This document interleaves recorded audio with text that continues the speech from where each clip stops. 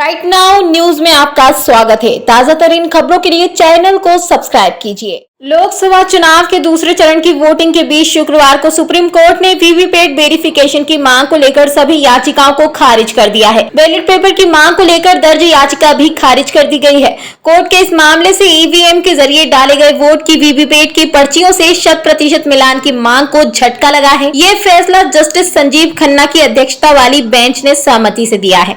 Supreme court ने अहम फैसले में साफ कर दिया है कि मतदान ईवीएम मशीन से ही होगा। ईवीएम वीवीपैट का 100% मिलान नहीं किया जाएगा।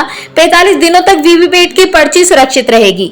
ये पर्चियां उम्मीदवारों के हस्ताक्षर के साथ सुरक्षित रहेंगी। वहीं कोर्ट का निर्देश है कि चुनाव के बाद सिंबल लोडिंग यूनिटों को भी सील कर सुरक्षित किया जाए। यह भी निर्देश दिया गया है कि उम्मीदवारों के पास नतीजों की घोषणा के बाद टेक्निकल टीम द्वारा ईवीएम के माइक्रो कंट्रोलर प्रोग्राम की जाँच कराने का विकल्प होगा, जिसे चुनाव घोषणा के 7 दिनों के भीतर किया जा सकेगा। यह फैसला सुनाते हुए जस्टिस खन्ना ने कहा कि वीवीपैट वेरिफिकेशन का खर्चा उम्मीदवारों को खुद ही उठाना पड़ेगा।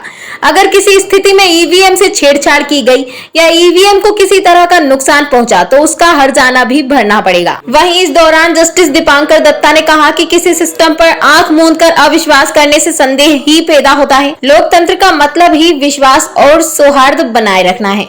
बता दें कि मार्च 2023 में एसोसिएशन फॉर डेमोक्रेटिक रिफॉर्म्स ने 100% ईवीएम वोटों और वीवीपैट की पर्चियों का मिलान करने की मांग को लेकर याचिका दायर की थी।